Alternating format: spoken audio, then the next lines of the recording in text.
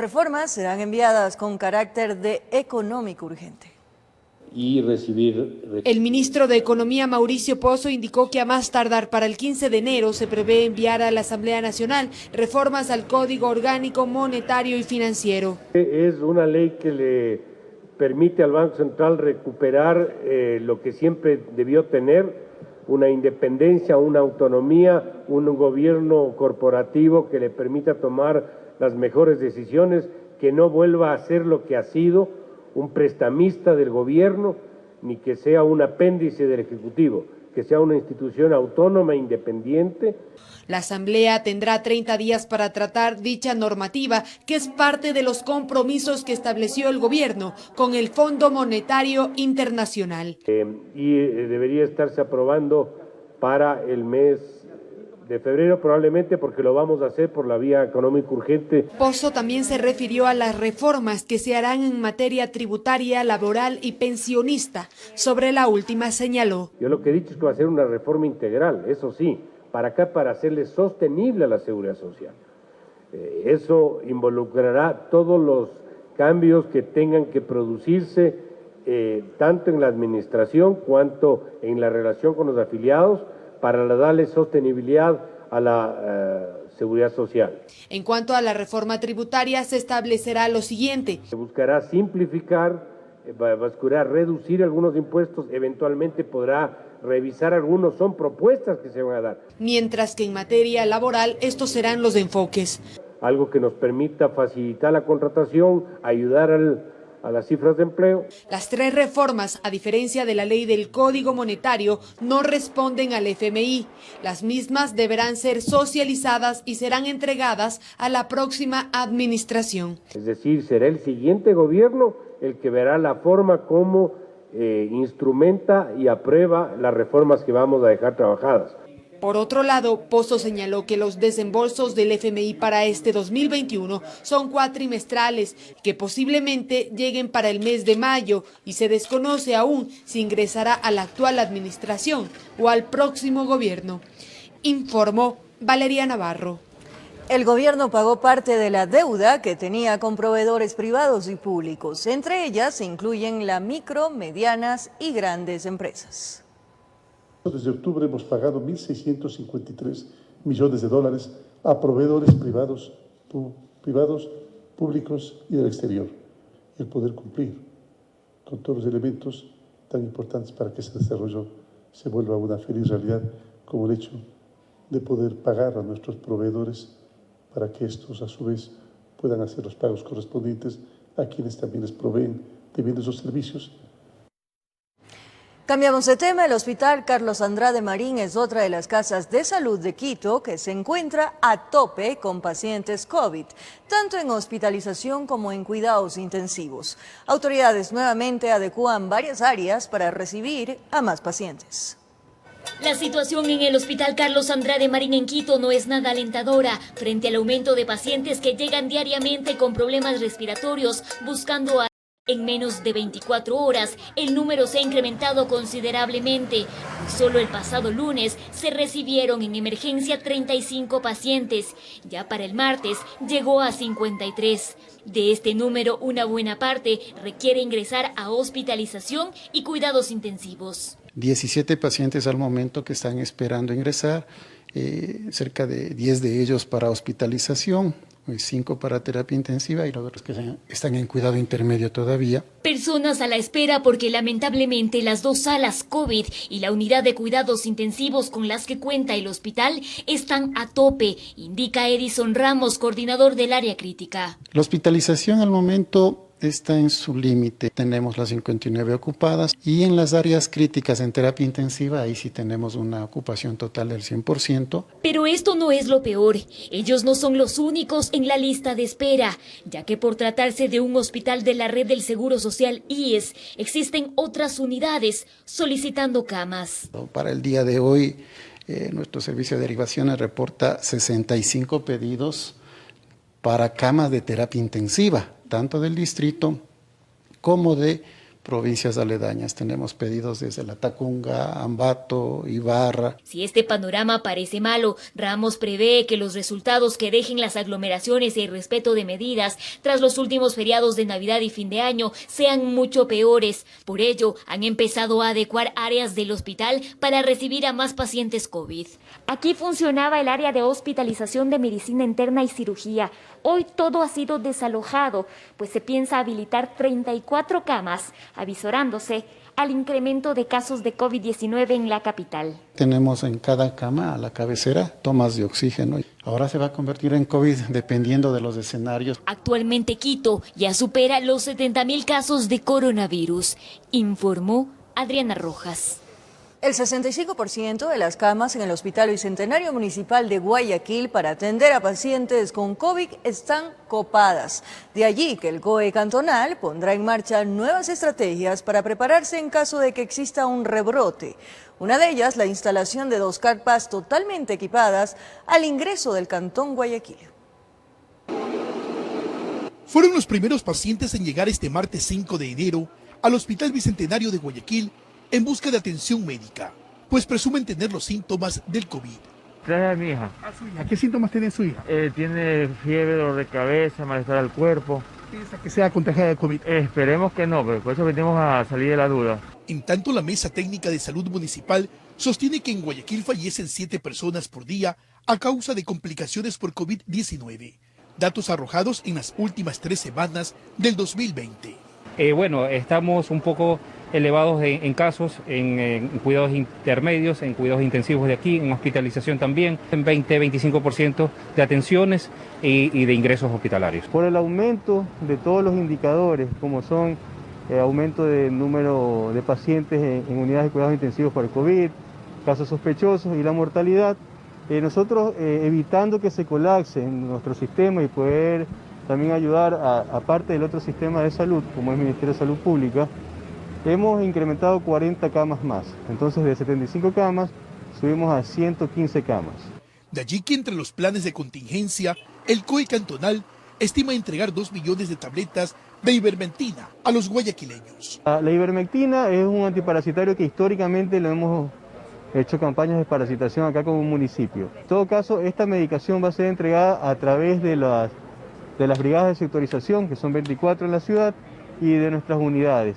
De igual forma se ubicarán 2 carpas similares a las instaladas en mayo del 2020. Estarán ubicadas en el ingreso del cantón, la una en el peaje de la vía a la costa y la otra en el peaje de la vía a Daule. Como son entradas, vienen de los cantones y recintos circundantes. Nosotros colocamos las camas, colocamos el personal médico, la oxigenoterapia, que es a través de concentradores, y la medicina, y las pruebas. En 2 semanas el COE cantonal estima recibir los nuevos datos de la mesa técnica para conocer si existe o no rebrote, informó Carlos Julio Gurumendi. El municipio de Guayaquil clausuró 7 viviendas y una tienda tras el baile masivo realizado en la calle 8 en el sector de Cristo del Consuelo. Los propietarios deberán pagar una multa de $2.800.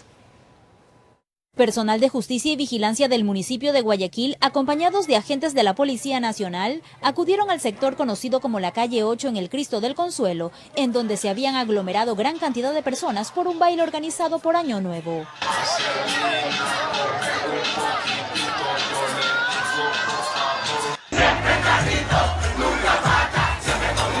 Aproximadamente unas 300 personas.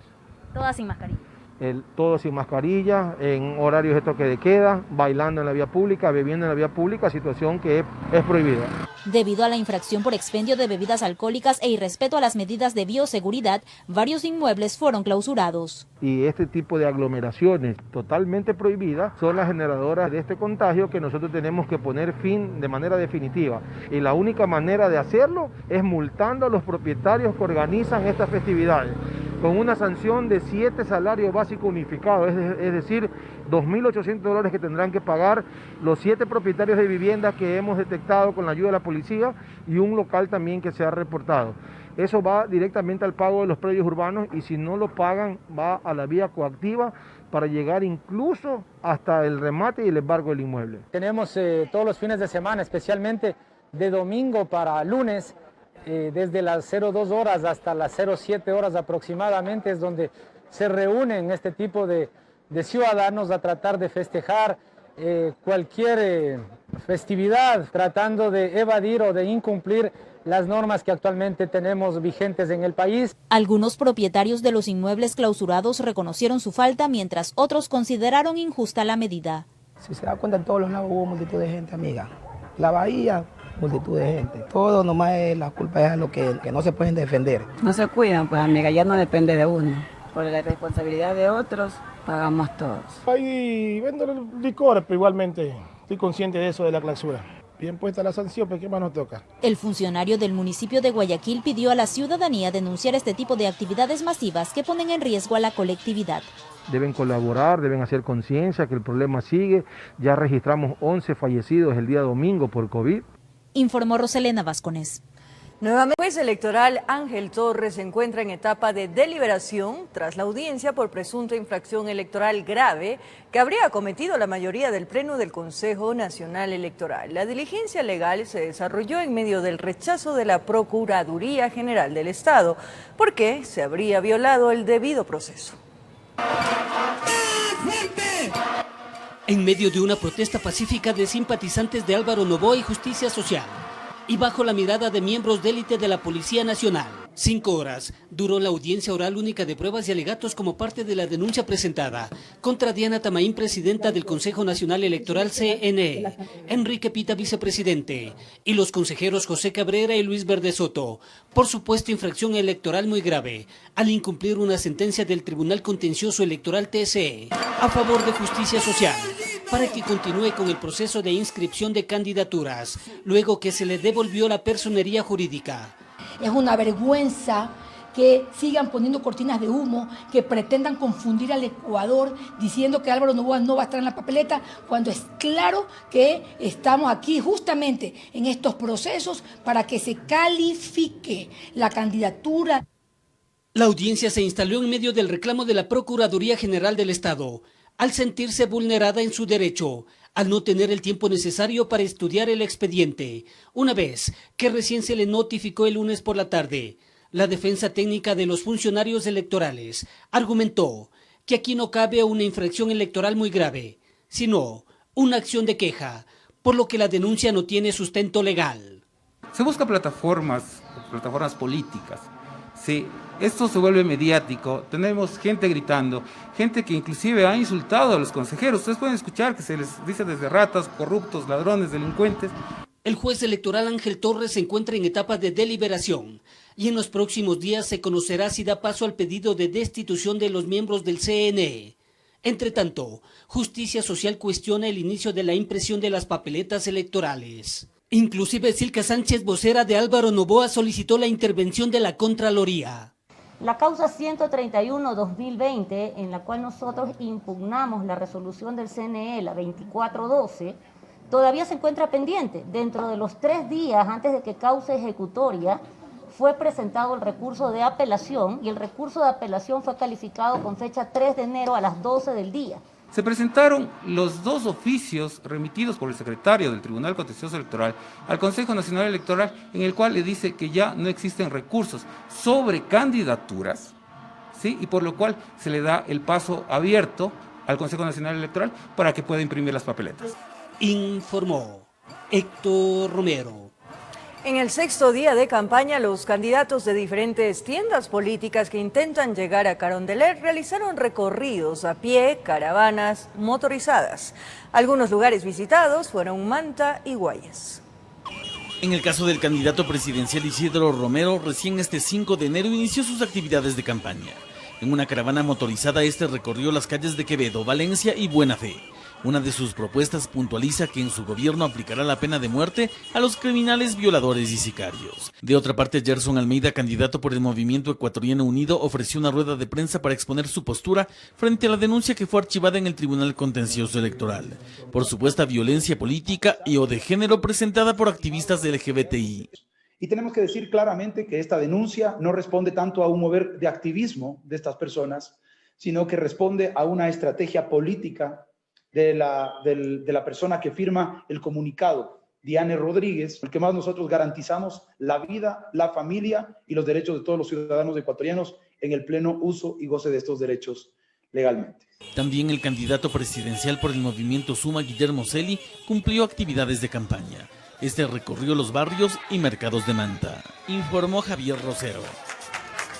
Ampliar el horario de las votaciones es una de las propuestas que se analiza para evitar aglomeraciones el próximo 7 de febrero. Sin embargo, según la ley, esto no podría ser posible.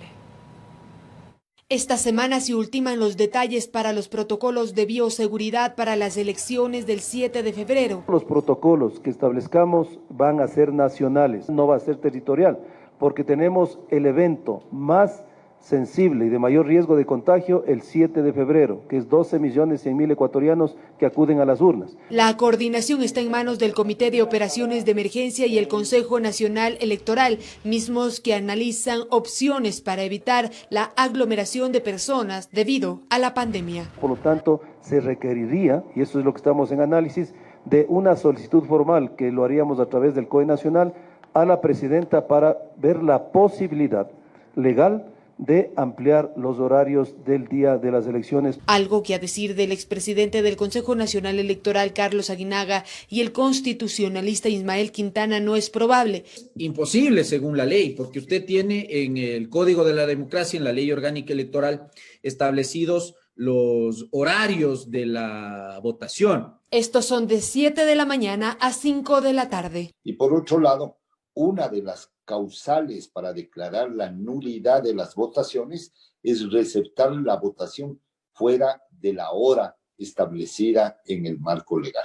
Lo que sí existen son otras alternativas. Si es que estuvieran en la capacidad logística de hacerlo, es aumentar el número de mesas. Zapata también detalló algunos aspectos logísticos para el proceso electoral. Por ejemplo, las personas tendrán que ir solas a votar, ya no acompañadas, salvo las que requieran alguna ayuda. Solamente estarán en los recintos las personas autorizadas para estarlo. Tenemos protocolos de distanciamiento para las juntas receptoras del voto, la obligatoriedad de la mascarilla, de lavado de manos. A las afueras del recinto electoral no tiene que existir comercio ni formal ni informal porque tenemos que evitar aglomeraciones. Informó Valeria Navarro. Hasta el momento solo un consorcio está interesado en la administración de la refinería de Esmeraldas. El Estado recibirá ofertas hasta el 19 de febrero de este año. 110.000 barriles diarios es la capacidad con la que contaba la refinería estatal de Esmeraldas, convirtiéndose en la principal planta de este tipo en nuestro país. En el mes de abril del 2020, una falla en el sistema nacional interconectado hizo que las unidades de procesamiento sufrieran una interrupción eléctrica que provocó el daño en el compresor para el procesamiento de combustibles. Por tal razón, el Estado convocó un concurso público para la administración conjunta con Petroecuador, enmarcado en el decreto ejecutivo firmado por el presidente Moreno. La refinería de Esmeraldas ya no produce lo que el mercado demanda. Entonces hay que hacer el ajuste. Hasta el momento existe un solo concursante en la convocatoria. Es un consorcio conformado por 4 empresas de Estados Unidos y Corea del Sur. El modelo de negocio que estamos contemplando es uno en el cual Petroecuador nos va a suministrar el petróleo necesario de acuerdo a la dieta de la refinería. Nosotros haremos el proceso y reproceso de este crudo y de los residuales y entregaremos a Petroecuador todos los productos destilados para su venta en menudeo dentro del mercado ecuatoriano. El consorcio interesado en trabajar en la refinería de Esmeraldas aún no ha establecido el valor de la inversión. Sin embargo, el Estado tiene un cálculo estimado. Quizás llegue a los $3.000 millones de inversión. La obra consistiría en reparar la refinería, mejorar la calidad de los combustibles e implementar un tren de alta conversión. Por un periodo de 20 años en operación, más unos 4 o 5 años en lo que toma la ingeniería y la construcción del proyecto. El proceso de licitación continuará abierto. La propuesta formal se deberá presentar hasta el 19 de febrero. Al parecer, instituciones como el BIES han mostrado su interés en sumarse al consorcio e invertir en la refinería, informó Sofía Vintimilla. Gracias por seguir en sintonía de la emisión estelar del Comercio TV. En el sector conocido como la Oreja del Diablo del cantón Mocha, provincia de Tungurahua, un deslave sepultó al teniente político del cantón y su esposa. Por cerca de 2 días, maquinaria pesada, rescatistas de los bomberos y la policía trabajaron para recuperar los cuerpos. Como que la temporada de lluvias ha tomado protagonismo, a esto una aparente falla en la construcción de la captación de agua provocaron que la montaña en el sector de la Oreja del Diablo se debilite y baje. En ese preciso momento por la carretera circulaba una motocicleta con 2 ocupantes, quienes lamentablemente fueron atrapados por el enorme deslizamiento de tierra, donde no hubo testigos y de la desgracia no se sabía. También se suma a esto el hecho de que ha estado lloviendo pertinazmente en este sector.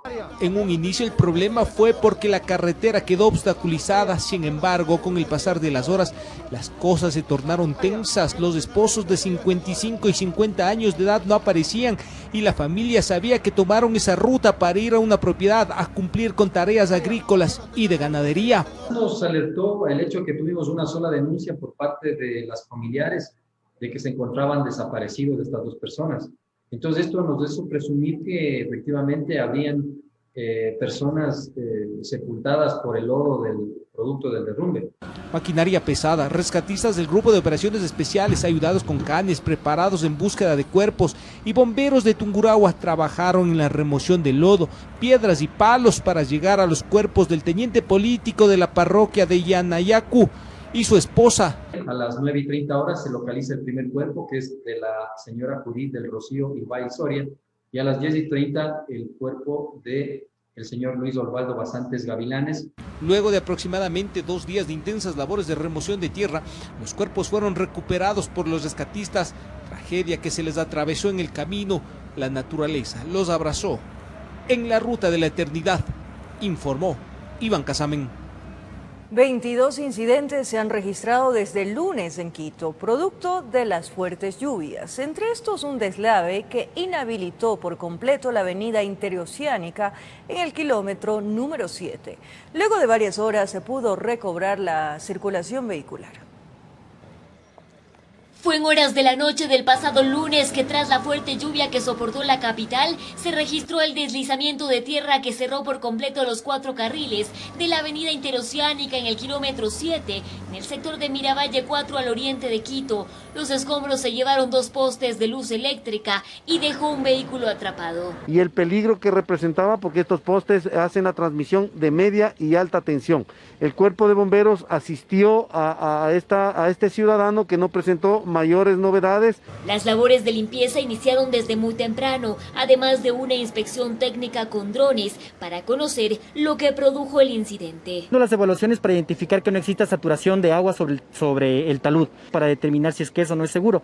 De igual forma se coordinará con la empresa de movilidad y obras públicas para colocar medidas de mitigación, lo que son vallas jersey al contorno de esta zona de deslizamiento para contener los flujos en caso de que nuevamente vuelva a ocurrir este tipo de eventos. El cierre de esta importante arteria vial generó un intenso tráfico en diferentes puntos. Estamos teniendo cargas vehiculares en los ingresos a la ciudad. Tenemos 100 agentes civiles de tránsito en todo el perímetro del sector de la interoceánica. Esto quiere decir la avenida de los Conquistadores, del Ciclista, la vía Nayón y la Ruta Viva, donde estamos haciendo la gestión de tránsito. También obligó a decenas de ciudadanos a caminar largas distancias para poder conseguir un vehículo o un autobús que los lleve hasta sus trabajos. Incluso los patrulleros de la Agencia Metropolitana de Tránsito colaboró en el traslado de las personas. Pero eso ya es la naturaleza, no se puede hacer nada. Llego atrasado y tengo que reponer las horas que me retraso. Sí, estoy atrasado, pues estábamos justo cruzando así para llegar lo más pronto. Por el derrumbe estaba paralizado el tráfico. La vía fue habilitada pasadas las 13 horas y la circulación vehicular volvió a la normalidad. Hemos retirado todos los escombros de estos sitios. Se procedió a habilitar la vía. En total, producto de la lluvia en la ciudad, se han registrado 22 emergencias. Este tipo de incidentes tienen las causas de ser de tránsito, movimiento de masas y caída de árboles. En Quito informó Adriana Rojas. Como lo anunciamos, un bus interprovincial se precipitó a un barranco en la vía Aloac Santo Domingo. 11 personas resultaron heridas. Iniciaba este martes y la tragedia despertaba consigo. Algo más de las 6 de la mañana cuando los organismos de socorro recibieron la alerta. Y es que un bus de transporte interprovincial de la cooperativa Aloa, que cubría la ruta Aloa-Santo Domingo, se precipitó al vacío. Al fondo está un herido.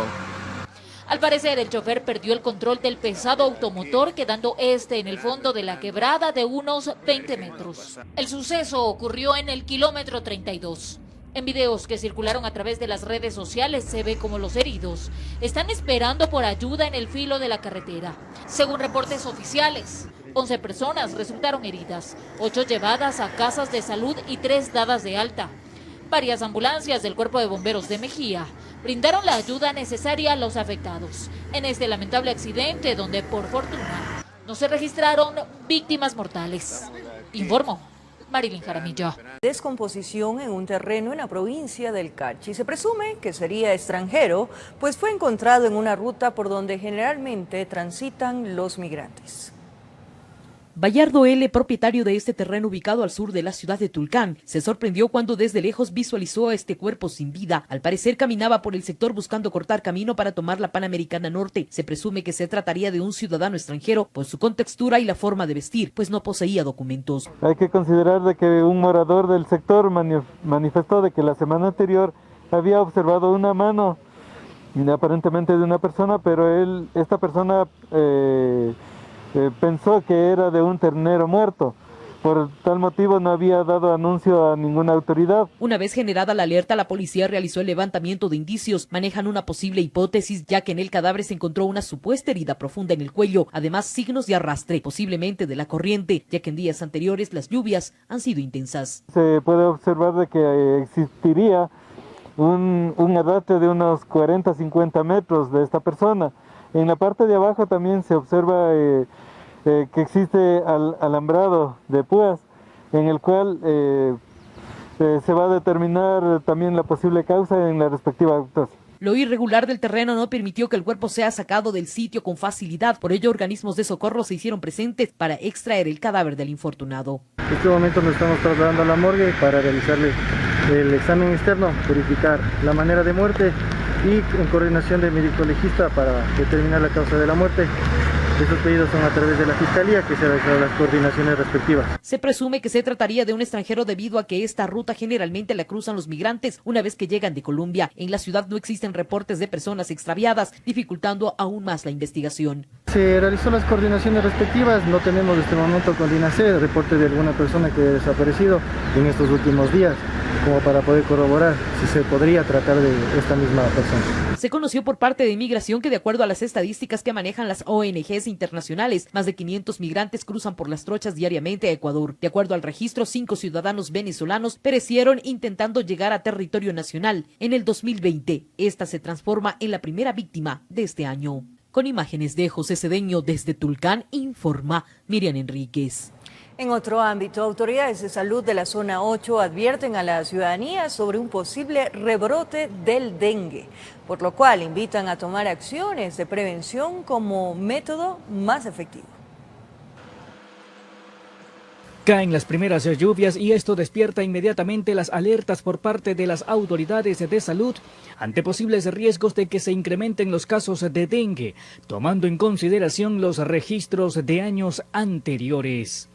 280 casos por cada 100.000 habitantes fue la incidencia en el año 2019.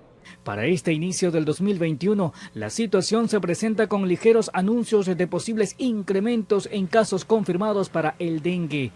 En este año, los incrementos se mantienen debido a factores que no solamente tienen que ver con el vector, sino con el tipo de virus, con la susceptibilidad de las personas, con los factores climatológicos. Por ese motivo invitan a la ciudadanía a participar activamente eliminando posibles criaderos de mosquitos. El Ministerio de Salud, por su parte, anuncia campañas continuas de fumigación, encaminadas a fortalecer la parte preventiva. Es mucho más eficiente combatir al vector mientras está en etapa larvaria, para prevenir que sea un adulto y pueda transmitir la enfermedad.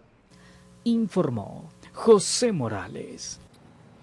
El 5 de enero el país conmemora el Día del Periodista Ecuatoriano en medio de una pandemia que revolucionó y resignificó los desafíos para el ejercicio de la comunicación. ¿Qué pasó? Cada 5 de enero se celebra el Día del Periodista Ecuatoriano. Este año fue en medio de una pandemia global que impuso nuevos retos para ejercer la libertad de expresión. A la voz de Nadie se cansa, los periodistas de este país siguen trabajando con la certeza de que informar significa salvar vidas. Si no hay esa información, ¿cómo se puede tomar medidas? Si no hay información, ¿cómo puede generarse políticas? Si no hay información a la ciudadanía, ¿cómo se puede precautelar tantas vidas que se han perdido? En los momentos más complejos de la pandemia, cuando todos se encontraban en casa, los periodistas debieron salir a calles, hospitales y cementerios para dar cuenta de los estragos que estaba causando el COVID-19. En el 2020, según registros, al menos 42 profesionales de la comunicación murieron en el país por complicaciones relacionadas al coronavirus. Porque esta enfermedad es el verdadero infierno. Susana Piedra, presidenta de la Federación Nacional de Periodistas del Ecuador, considera que deben existir garantías legales y laborales para desempeñar el oficio y así reducir sus riesgos. Entonces no se necesitan más leyes, hay suficientes leyes. Lo que necesitamos es de que se apliquen las leyes. El presentador de noticias Hugo Gavilanes, quien estuvo hospitalizado varios días a causa del COVID-19, considera que el principal reto para el periodismo en este momento de la historia es llegar a la ciudadanía de forma oportuna para combatir la desinformación y también el avance del virus. Es la comunicación directa, veraz, cierta, comunicación que vaya dirigida a las masas, es decir, a la comunidad. Pero esa comunicación tiene que ser clara, no confusa. En todo el mundo, hasta el 31 de diciembre del 2020, según Reporteros Sin Fronteras, fallecieron más de 600 periodistas víctimas del virus y 50 periodistas víctimas de la violencia. Para ellos, informar no fue otra cosa que prevenir, precautelar y salvar vidas. Informó Álvaro Terán.